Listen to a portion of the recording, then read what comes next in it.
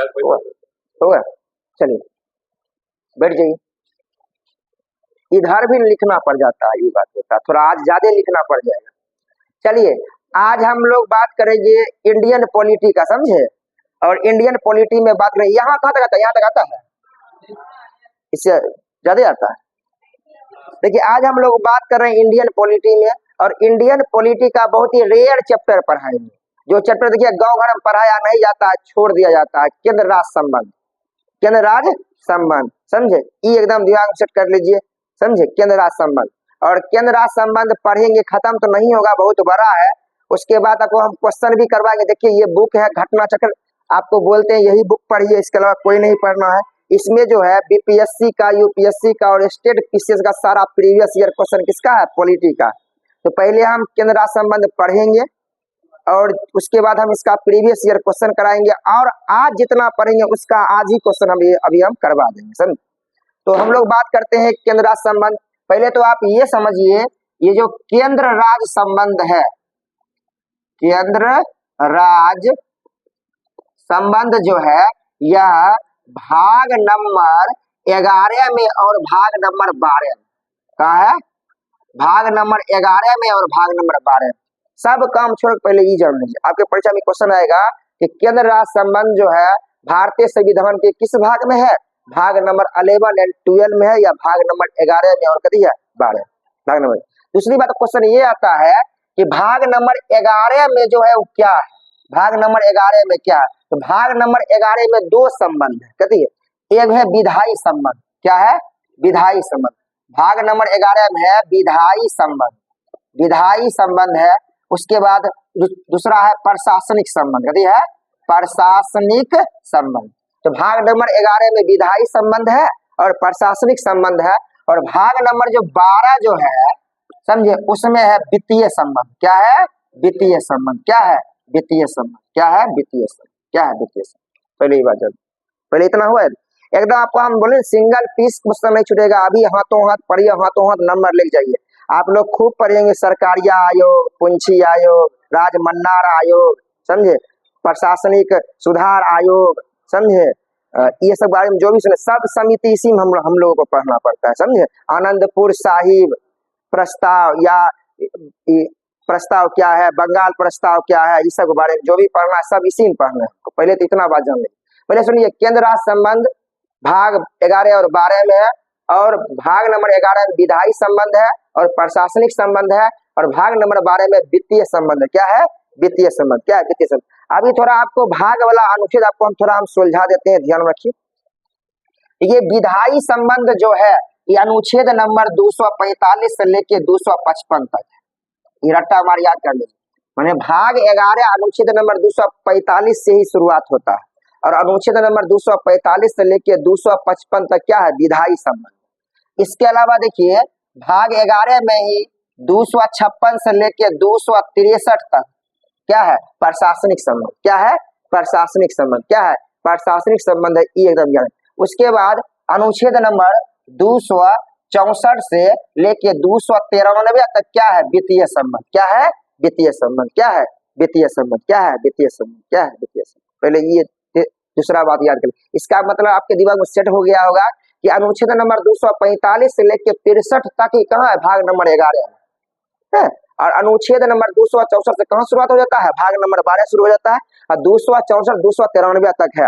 और यहीं पर आपको छोटा सा हम लिख देते हैं कभी कभी, भाग 13 है। लोग भाग 13 देखिए बहुत कम पढ़ते हैं, लेकिन आपको हम पढ़ाएंगे। भाग 13 में अगर सिर्फ इतना बात जान लेते हैं, अनुच्छेद नंबर 301 से लेके 307 के बीच में क्या है, भाग नंबर 13 में। और आपके दिमाग में चलता होगा कि सर भाग नंबर 13 में है क्या, तो भाग नंबर 13 में कुछ भी नहीं है। भाग नंबर 13 में है कि भारतीय राज्य के भीतर व्यापार, वाणिज्य और समागम। क्या है, भारतीय राज्य के भीतर, भारतीय राज्य के भीतर व्यापार। क्या है, व्यापार है, वाणिज्य। क्या है, व्यापार वाणिज्य का समागम। क्या है, समागम। मतलब व्यापार वाणिज्य कैसे हमको चलवाना है भारतीय राज्य के अंदर, यही है। इसको अगर आप नहीं भी पढ़ते हैं परीक्षा के दृष्टिकोण से, थोड़ा भी महत्व नहीं है। अगर आप यूपीएससी के एग्जाम दे रहे हैं तब जरूरी है, बाकी बात और स्टेट पीसीएस इधर उधर कहीं क्वेश्चन नहीं आता, समझिए, ध्यान रखिए। और इसमें भी ऐसे बोलिएगा तो हम 2 मिनट बता देंगे, लिमिटेड क्वेश्चन परीक्षा में आता है। कि 249 में क्या है, 250 में क्या है, 51 में क्या है, 52 में क्या है। और सरकारी आयोग का संबंध किससे है, तो केंद्र राज्य संबंध से, कोई भाई नहीं आता।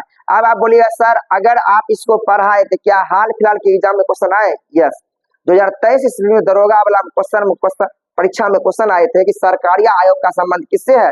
ऑप्शन नंबर सी टिक करना था, केंद्र राज्य संबंध, केंद्र राज्य संबंध, और कुछ टिक ही नहीं करना।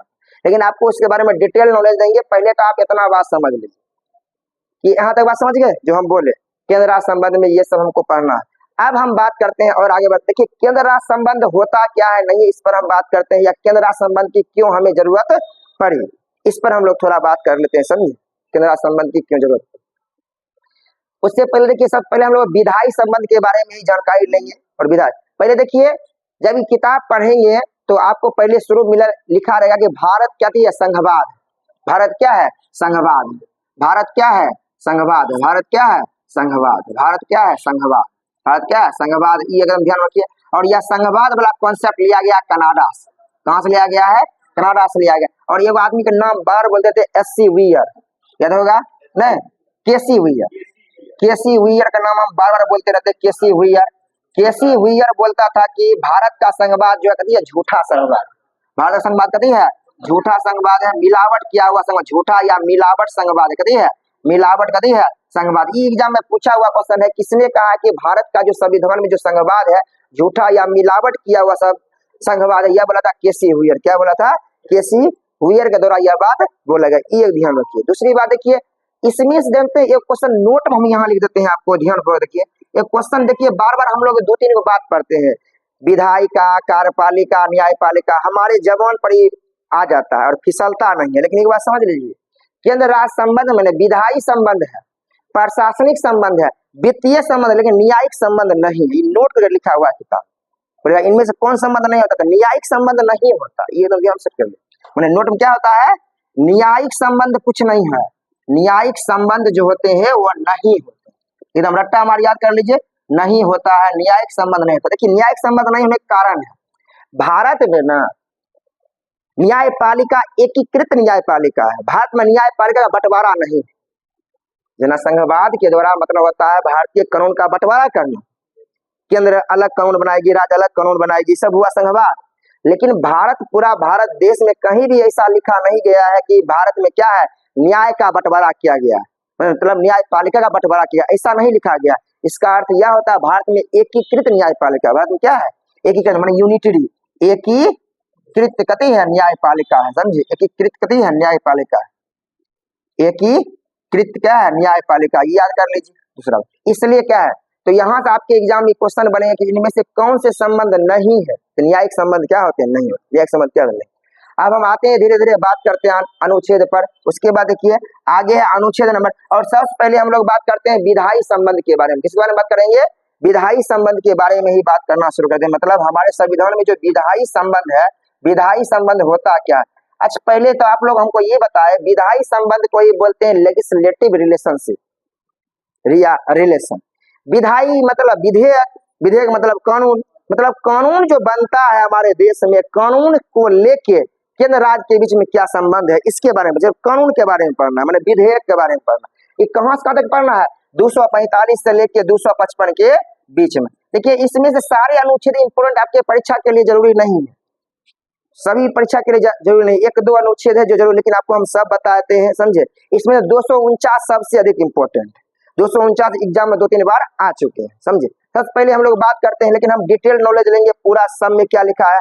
सबसे पहले हम लोग बात करते हैं आर्टिकल नंबर 245 में क्या लिखा गया। देखिए आर्टिकल नंबर 245 में 7 गो बात लिखा गया, समझिए। तो परीक्षा के लिए उतना जरूरी नहीं, लेकिन सुन लीजिए। पहला नंबर देखिए, अनुच्छेद नंबर 245 में यह लिखा गया है कि संसद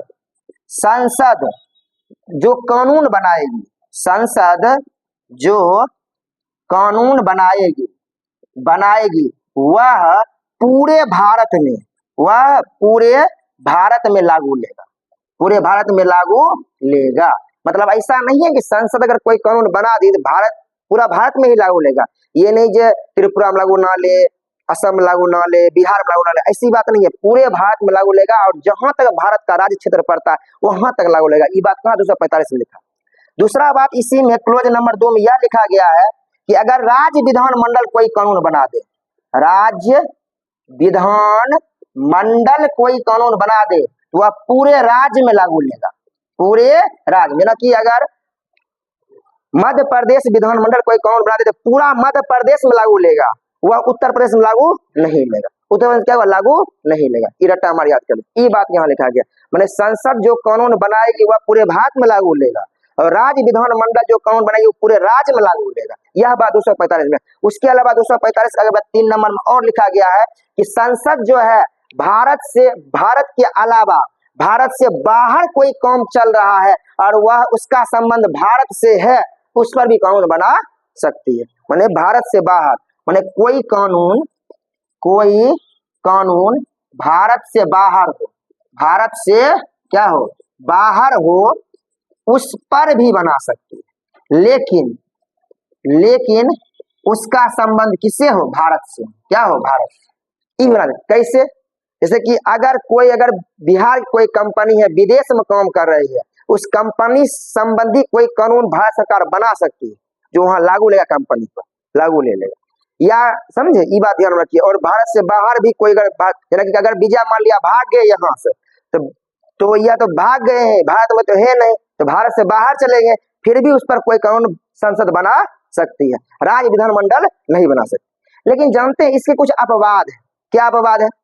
अनुसूचित क्षेत्र में यह कानून नहीं लगता, अनुसूचित क्षेत्र में यह कानून नहीं लगेगा, जनजाति क्षेत्र में यह कानून क्या होगा, नहीं लगेगा। समझे, जनजाति क्षेत्र में यह कानून क्या होगा, नहीं लगेगा। कहने का मतलब हुआ अगर त्रिपुरा, मिजोरम, असम, मेघालय ये सब जो क्षेत्र है ना, वहां पर जो संसद कानून बना लेगी वह कानून नहीं लगेगा, वह राज्यपाल के ऊपर डिपेंड हो जाता है, राज्यपाल उसे लागू करे या ना करे या उसमें कुछ बदलाव करके लागू करे। इसके अलावा केंद्र शासित प्रदेश, माने केंद्र शासित प्रदेश पर संसद का कानून सीधे लागू नहीं होता, वहां पर राष्ट्रपति उसके लिए कोई काम करता है या राष्ट्रपति उसके लिए नियम कानून बना देता है। किसके लिए? केंद्र शासित प्रदेश के लिए। किसके लिए? केंद्र शासित प्रदेश के लिए। समझे? लेकिन परीक्षा में उतना आता तो है नहीं, लेकिन बात जान लीजिए 245 में यही सब बात लगा जो आपको हम बताए। संसद जो है कानून बनाएगी वह पूरे भारत में लागू लिया जाएगा, राज्य विधानमंडल जो भी कानून बनाएगी वो पूरे राज्य में लागू लिया जाएगा। अगर भारत सरकार चाहे तो इससे भारत से बाहर भी कोई कानून बना सकती है, लेकिन भारत से रिलेटेड होनी चाहिए। अनुसूचित क्षेत्र हो गया, जनजाति क्षेत्र हो गया, केंद्र शासित प्रदेश हो गया, यहाँ पर ये कानून क्या लागू नहीं लेंगे। राज्य वाला भी कानून लागू नहीं होते हैं, राज्यपाल उसकी जांच करती है और चाहे तो उसको रोक भी सकती है, खत्म भी कर सकती है। ये बात कहाँ लिखे गए हैं? 245 में लिखे गए। समझे? अब आते हैं यहाँ पर हम 246, यहाँ आता है यहाँ तक। यहाँ पर अब हम बात करते हैं अनुच्छेद नंबर 246 में क्या लिखा है। देखिए अनुच्छेद नंबर 246 में यह लिखा गया है कि सूची के बारे में बताया गया है कि देखिए भारतीय देश में या भारत में भारतीय संविधान में 3 प्रकार की सूचियां होती है। संघ सूची है, क्या होता है? संघ सूची होती है, उसके बाद राज्य सूची होती है और समवर्ती, और क्या होती है? समवर्ती सूची होती है, समवर्ती सूची होती है। मतलब ये बात लिखे गए हैं कहाँ? अनुच्छेद नंबर 246 में। मतलब संघ सूची पर कानून जो है केंद्र सरकार बना सकती है, राज्य सूची पर कानून जो है राज्य सरकार बना सकती है, और समवर्ती सूची पर कानून क्या होते हैं? दोनों बना सकती है, केंद्र और राज्य दोनों बना सकते हैं। ये आप पहले से भी पढ़ चुके, लेकिन जान लीजिए यह कहाँ? अनुच्छेद नंबर 246 में। अब वहां पर क्या था? वहां अनुसूची नंबर 7 था। गेस करिए, अब जो पढ़ते आ रहे हैं वो क्या था? अनुसूची नंबर 7, अनुसूची नंबर 7। अनुच्छेद में कहाँ है? 246। हमें 7 ही मार देगा। किस अनुच्छेद में है? 246 में। कहाँ? 246 में। कहाँ है? 246। अब देखिए इसके बारे में हम वहां आपको डिटेल बताते हैं, अभी उतना नहीं बात करेंगे, लेकिन थोड़ा बहुत जान लीजिए। संघ सूची में पहले था 97, कितना था? 97 भी था, अभी है 100। कितना है? 100 है, याद रखिए। राज्य सूची में जो था पहले 66 विषय था, अभी है 61। कितना? 61 है। उसके बाद समवर्ती सूची में पहले कितना था? 47 विषय था, अभी है 52। क्या है? 52। फिलहाल इतना बात जान लीजिए, फिलहाल इतना बात आप जान लीजिए। दूसरी बात आप जानते हो इंजीनियर, रेलवे हो गया संघ सूची का, डाक हो गया, संचार हो गया, मौद्रिक नीति होगी, रक्षा व्यवस्था हो गया, इधर सब संघ सूची में आता है, तब जानवे करते हैं। ये आपको ध्यान में रखिए। ये बात कहाँ लिखा है? 246 में यह बात कहती है, लिखा गया। याद हुआ ये बात? 245 में क्या है? 246 में सूची के बारे में लिखा गया है, संघ सूची, राज्य सूची और समवर्ती सूची या शक्तियों का बंटवारा। यही तो है, बंटवारा तो है, विधेयक का बंटवारा है। कि किस पर कानून कौन बनाएगी, यह बात कभी लिखा। आगे लिखा गया 247 में कुछ नहीं, 247 में यह लिखा गया अगर संसद चाहे तो इन सब कानून लागू कराने के लिए नया न्यायालय बना सकती है, नया न्यायालय बना सकती है, नया न्यायालय मैंने कानून को लागू करवाने के लिए नया न्यायालय बना सकती है। और नया न्यायालय बनाने की शक्ति किसके पास है? संसद के पास है। क्या संसद के पास है? कोर्ट नया बनवा दे, मतलब जना अगर ज्यादा कानून हो जाए या जल्दी उसकी सुनवाई नहीं हो रही है इसके लिए वो कोर्ट बनवा दे, ये सब काम कर दे। ये बात अगर सुप्रीम कोर्ट में ही पढ़ाए थे, संसद के पास ही ना ये अति होता है न पावर है, वो क्या नया क्या बनवा सकता है। ये आपको ध्यान रखना। 247 में ये लिखा गया। आगे हम बात करें अनुच्छेद नंबर 248 ही बहुत ही फेमस है। 248 में यह लिखा गया है कि जो विषय संघ सूची, राष्ट्र सूची और समवर्ती सूची किसी में नहीं आते, मतलब जिस समय संविधान बन रहा था उस समय इन विषय का कोई जिक्र नहीं किया गया था, तो जो नए अभी विषय आ रहे हैं उस पर कानून बनाने का अधिकार संसद को है। समझा? मैंने अपशिष्ट सूची क्या है इसमें? अपशिष्ट सूची क्या है? अपशिष्ट सूची है। अपशिष्ट सूची पर कानून बनाने का अधिकार किसके पास है? संसद के पास। इसके बाद है संसद, मैंने केंद्र के पास है, राज्य के पास नहीं है। ये बढ़िया से याद कर लीजिए। वैसी सूची जिसमें संघ, राज्य और समवर्ती नहीं आते हैं, कोई नया जना कि साइबर क्राइम आ गया, जिस समय संविधान लिखा है उस समय साइबर क्राइम नहीं था, तो अब साइबर क्राइम पर कोई कानून बनाना है तो कौन बनाएगी? केंद्र सरकार ही बनाएगी। कौन अनुच्छेद? 248 में यह बात लिखा गया, अपशिष्ट सूची दिया गया। दूसरी बात देखिए, अपशिष्ट सूची भी अलग अलग देश के अलग अलग होते हैं। हमारा जो यह अपशिष्ट सूची है कनाडा से हम लोग लिए, कहाँ से लिए हैं? कनाडा से हम लोग लिए हैं। और एक अमेरिका का भी अपशिष्ट सूची होता है, यूएसए के अपशिष्ट सूची पर राज्य कानून बनाती है। कौन बनाती है? राज्य कानून बनाती है। कौन बनाती है? राज्य सरकार कानून बनाती है। ये अंतर है अपने यहाँ। मतलब अमेरिका में जो है उस पर अपशिष्ट सूची पर कानून राज्य बनाती है और कनाडा में बनाती है केंद्र सरकार। और कनाडा से लिए तो भारत में भी कौन बनाती है? संसद या केंद्र सरकार ही बनाए। Point be noted that. समझ गए तो बात? ये बहुत। दूसरी बात देखिए, अब इससे पहले भी देखिए प्रीवियस ईयर क्वेश्चन आप देखिएगा तो बहुत बार आ चुका है कि जो है ये संघ सूची, राष्ट्र सूची, समवर्ती सूची का प्रावधान जो है भारत शासन अधिनियम 1935 के तहत लाया गया। और उस समय जो अपशिष्ट सूची थी उस पर कानून गवर्नर जनरल या वायसराय बनाया करते थे। यह भी यूपीएससी प्री पूछल क्वेश्चन। उस समय उसका शक्ति किसके हाथ में था? वायसराय या गवर्नर जनरल के पास में। कोई डाउट? ये एकदम ध्यान में रखिए। बाकी बात आगे बात करते। एक बात और सुन लीजिए, अभी तक में संघ सूची, राष्ट्र सूची, संबंधित सूची में एक ही संशोधन हुआ है, उसका नाम है 42वां संविधान संशोधन 1976। उसमें जो 5 गो जो राष्ट्र सूची का विषय था उसको कहाँ लाया गया है? संबंधित सूची में लाया गया। कब लाया गया? 42वां संविधान संशोधन 1976। एकदम ध्यान में रखिए। देखिए पॉलिटी थोड़ा भारी लगेगा, देखिए नए बच्चे के लिए तो बहुत भारी हो जाता है, जना जो कभी जीवन में नहीं पढ़े उनको की बोल रहे समझ में नहीं, हम सीधा बोलते हैं, उनको समझ में आने वाली बात तो है ही नहीं। आप पढ़िएगा खूब तब समझ में आएगा। इसमें यही इतना अनुच्छेद है, यह बात बोलते रहता है, ये आ गया, वो आ गया, वो आ गया, वो आ गया, पागल करके छोड़ देंगे, पागल करके छोड़ देंगे। समझे? ध्यान में। आगे ये 248 लिखा गया। आगे हम बात करते हैं अनुच्छेद नंबर 249। देखिए अनुच्छेद नंबर 249 में यह लिखा गया है कि अगर राज्यसभा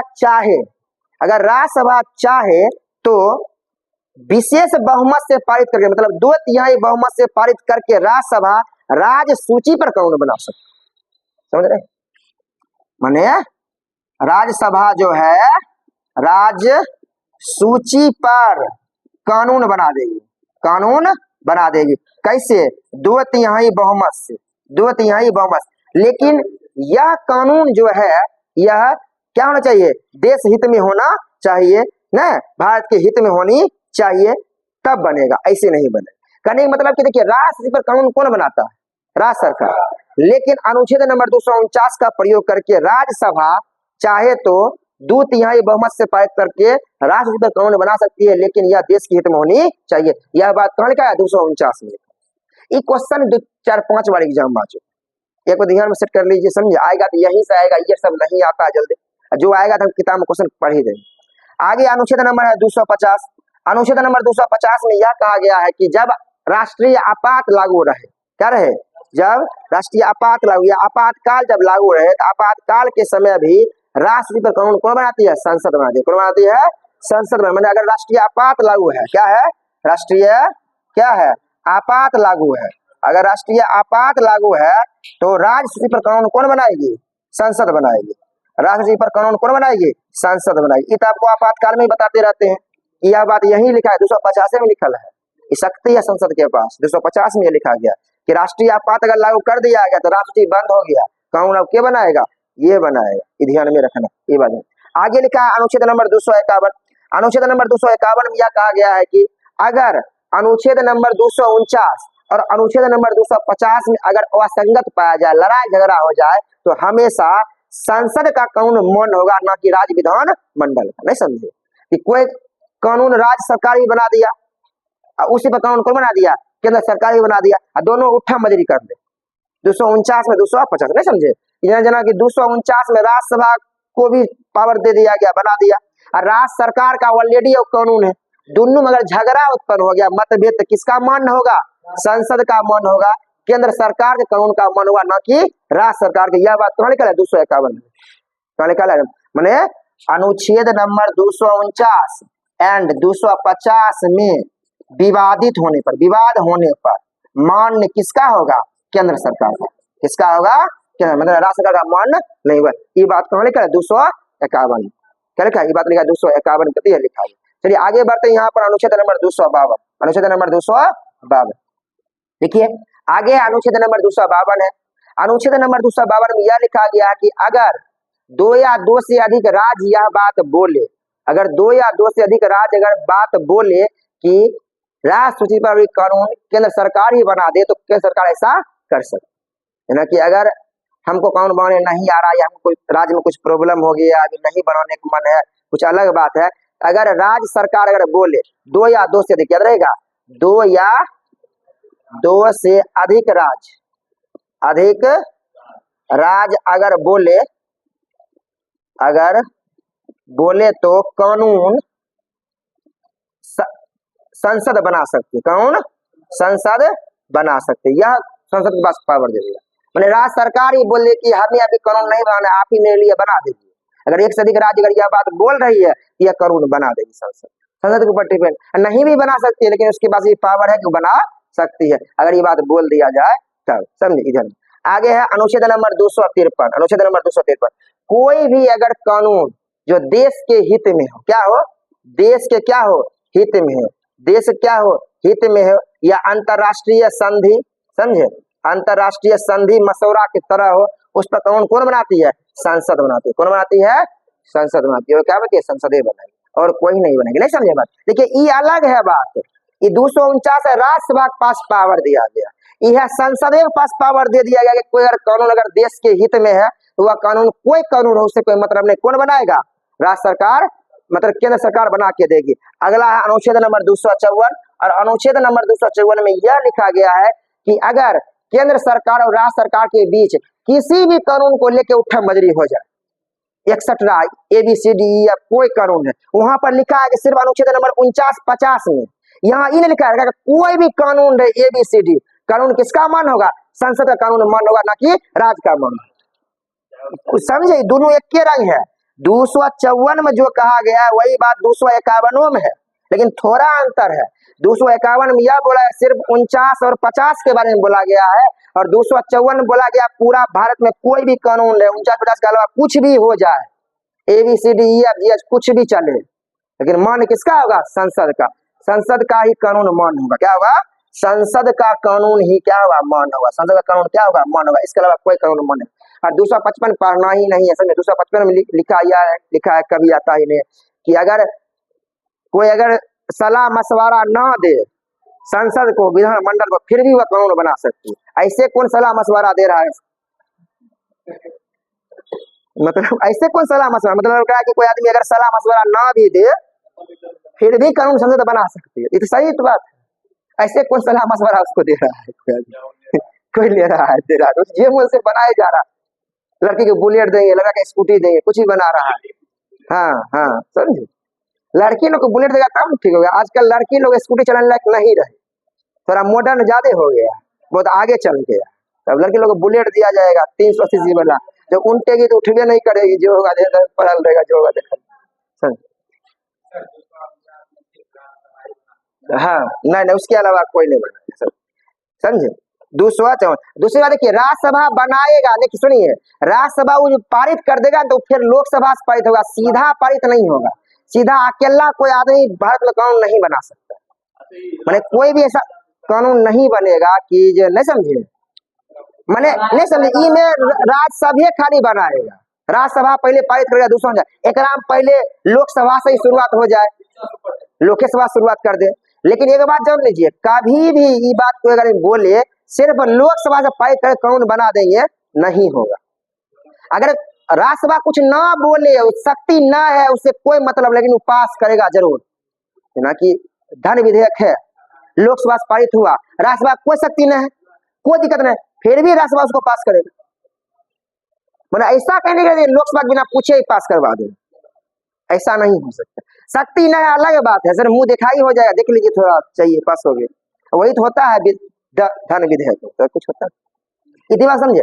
अब देखिए, अभी तक जितना बताया आपको 249 और परीक्षा में सीधे आ चुका है, आपको 3-4 क्वेश्चन आपके परीक्षा से यहाँ से आ जाएंगे। और यह जो है केंद्र राज्य संबंध का प्रथम फेज है, बहुत बड़ा फेज है, पहले ये बात समझ लीजिए, और बहुत पेचीदा है ये बात, समझे। पहले आप ध्यान लीजिए, इन्हें जो खाली क्या मौलिक अधिकार पर उछल कूद कर रहा है मार्केट में, मौलिक अधिकार नहीं, पहले ये सब देख लीजिए, सब पढ़ना पड़ता, समझे। यहाँ तक बात समझ में आया। देखिए एक बार हम क्विक रिवीजन करते हैं 1 मिनट के अंदर। देखिए पहले तो हमको पढ़ना है केंद्र राज्य संबंध संविधान के भाग नंबर 11 में और कभी है 12 में, और भाग 11 में विधायी संबंध जो अनुच्छेद नंबर 245 से लेकर 255 के बीच में है, और प्रशासनिक संबंध जो 256 से लेकर 263 के बीच में। आगे पता ये क्लासे लेंगे 263 पर, अंतर्राज्यीय परिषद, अंतर्राज्यीय परिषद हम क्लास ही लेंगे, आगे आगे हम बात करेंगे इस पर। आगे है वित्तीय संबंध, वित्तीय संबंध भाग नंबर 12 में है, और अनुच्छेद नंबर 264 से लेकर अनुच्छेद नंबर 293 के बीच में है। इसके अलावा देखिए भाग 13 अभी ये बोल दिए थे, भाग 13 301 से 307 के बीच में है। भारतीय राज्य के भीतर व्यापार वाणिज्य का समागम, कैसे व्यापार वाणिज्य, तो इसके बारे में लिखा गया। सिंपल आपसे क्वेश्चन होगा, भारतीय राज्य के अंदर व्यापार वाणिज्य का समागम किस भाग में, भाग नंबर 13। आप पढ़ता है 308 से 14 चालू हो जाता है, 308 से 14 क्या होता है, चालू हो जाता है। इसके अलावा बताए थे भारत क्या है, संघवाद है या कनाडा से लिया गया। किसी वीर बोला तो भारत में जो झूठा संघवाद है और मिलावट संघवाद है, और न्यायिक संबंध नहीं होता है, न्यायिक संबंध नहीं होता, मतलब 3 एक संबंध होता है, विधायी, प्रशासनिक और वित्तीय। न्यायिक संबंध कभी नहीं होता। ये एकदम गोट बंद क्वेश्चन आएगा, इनमें कौन संबंध नहीं होता, न्यायिक तो होबे करता, कुछ हो भाई नहीं, न्यायिक नहीं होता। नहीं समझे, होता कि गलती बताते हैं, इतना पढ़ लिए ना, कार्यपालिका विधायिका न्यायपालिका, कार्यपालिका विधायिका न्यायपालिका, वो पता न्यायपालिका तो होगा, नहीं बोला क्या होता, नहीं होता, समझिए यहाँ तक बात। आगे हम बात करते हैं विधायी संबंध। विधायी संबंध 245 से लेकर 255 के बीच में है, और 245 से संसद जो कानून बनाएगी वह पूरे भारत में लागू होगा, और राज्य विधानमंडल जो कानून बनाएगी पूरे राज्य में लागू लेगा। और कोई भी कानून भारत से बाहर भी संसद बना सकती है, लेकिन भारत से कभी रिलेटेड होनी चाहिए। अनुसूचित क्षेत्र हो गया, जनजाति क्षेत्र हो गया, केंद्र शासित प्रदेश, इस पर क्या लागू नहीं लेगा। 246 में लिखा गया संघ सूची है 97 से 100 के बीच, राष्ट्र सूची है 66 से 20 61 हो गया, संवर्ती सूची है 46 से 52 के बीच में। आगे 247 में है, अगर संसद चाहे तो नया न्यायालय बना सकती है इसको लागू करवाने के लिए। 248 में अपशिष्ट सूची बनाया गया है, और यह सूची संसद इस पर कानून बना सकती है, कनाडा से लिया गया, यूएसए में राज्य सरकार कानून इस पर बनाती है। 249 में लिखा गया राज्यसभा अगर चाहे तो 2/3 बहुमत से राष्ट्रपति पर कानून बना सकती है। 250 में लिखा गया राष्ट्रीय आपात के समय राष्ट्रपति पर कानून संसद बनाएगी। 251 लिखा गया 249 और 50 में अगर मतभेद हो जाए तो मान किसका होगा, संसद का मान होगा, सरकार का मान होगा। आगे है 252 में लिखा गया है कि अगर 2 या 2 से अधिक राज्य बोले तो राष्ट्रपति पर भी कानून कौन बना सकता है, संसद बना सकता है। 253 का कोई भी कानून हो उसमें अगर मतभेद उत्पन्न हो रहा है तो उसमें क्या होगा, संसद क्या होगा, प्रबल होगा, सर्वोपरि होगा, और राज्य सर्वोपरि क्या होगा, नहीं होगा। समझे, ये आपको ध्यान में रखना। आगे है संसद का कानून, समझे, सॉरी इसमें ही था गलती बोला, कोई दिक्कत नहीं। इसमें 254 में ये बात कहते हैं, लिखा गया देश के हित में 253 में कि देश के हित में अंतर्राष्ट्रीय कानून कौन बनाती है, संसद बना, समझे, संसद बनाती है। ये तक बात समझ गए, इसको बढ़िया से एकदम नोट कर लीजिए। नहीं 55 नहीं पढ़ना है, नहीं बोले 55 में लिखा है कि सलाह मशवरा लेने की कोई जरूरत नहीं है, केंद्र सरकार को कानून बनाएंगे, समझे। यहाँ तक बात समझ गए। चलिए आगे अब थोड़ा बढ़ते हैं, थोड़ा और ले लेते हैं 5 मिनट क्लास, उसके बाद हम इस पर बात करेंगे। थोड़ा इसको दीजिए 1 मिनट रोक तक।